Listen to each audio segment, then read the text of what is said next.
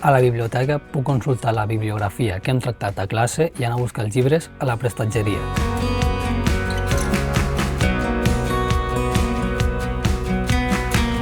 Puc consultar articles científics, llibres electrònics, bases de dades, i ho puc fer tant des de la biblioteca com des de casa.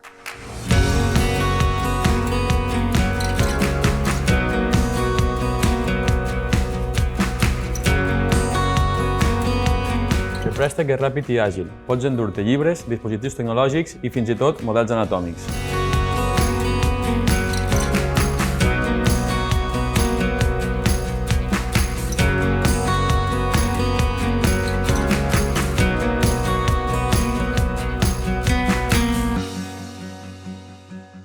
No cal que t'apropis al taulell, però si ho fas, sempre t'atendran amb professionalitat i simpatia.